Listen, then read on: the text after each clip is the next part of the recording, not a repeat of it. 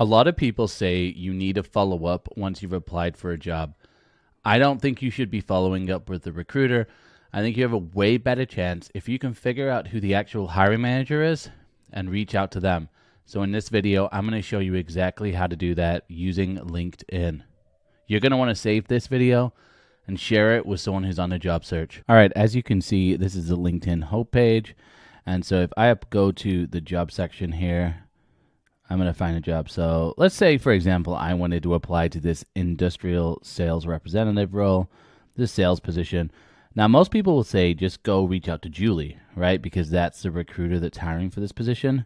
The only problem with that is that Julie is probably working on every single open role at the company. And really what Julie's just going to say is, hey, apply for the job versus reaching out to me directly. Now, you can see they've got 50 applicants. And just as a reminder, when it says 50 applicants, that just means 50 people clicked this easy apply. Doesn't actually mean that 50 people went through the whole process and applied to the job. So let's say I wanted to find out who's actually hiring for this job. First thing I would do is click on the company profile. And then this is where you have to do a little bit of reverse recruiting.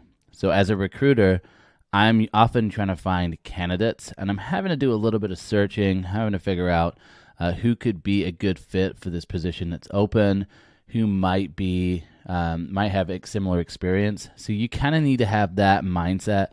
It's almost like investigating who is the hiring manager. Now, this takes a little bit of time, so I would not do this for every single job you apply for, but I would do this for the top 10 jobs that you apply for a week.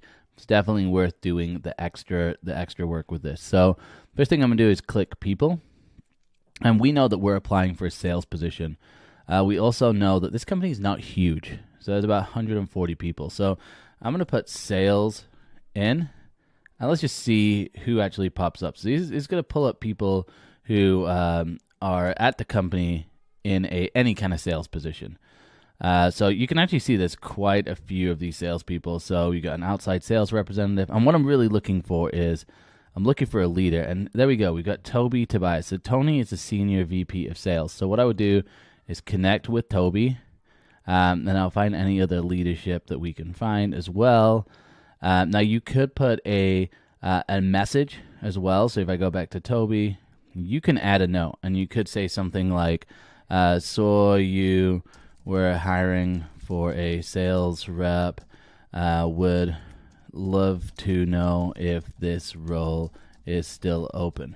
So instead of saying, hey, I think I'd be a great fit for it, what I'm trying to do is figure out whether or not this job is even open. Because as you know, a lot of companies are just posting jobs right now and they're not necessarily open. So if I can be really specific and say, hey, I noticed you had a sales position, then ask a question like, is the role still open? Number one, you might not get a response. Number two, you might respond and say, actually, yeah, it is open. Go ahead and apply.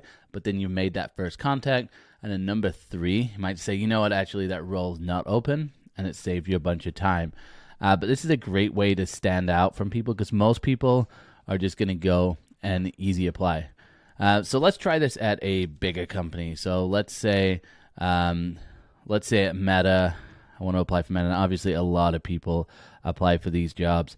And these people are extremely hard to get a hold of. But again, let's say I wanted to find this strategic sourcing marketing position in Austin.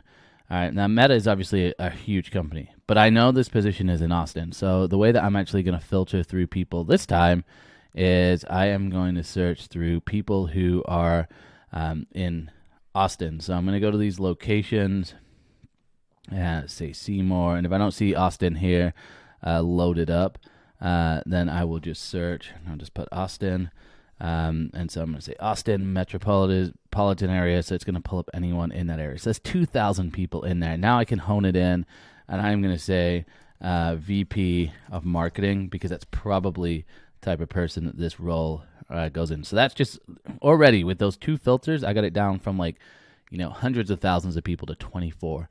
And now I can go through and I could go, okay, full cycle recruiter, probably not the best person. There's some software engineers. Okay, recruitment marketing, program manager, that's interesting. Probably not the person. Global director. Okay, now we're getting there.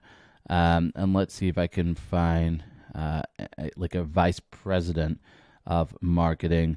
in that area, because they would probably be the best person to reach out to. So I don't see one of those. So I look at like who is probably the highest person on here.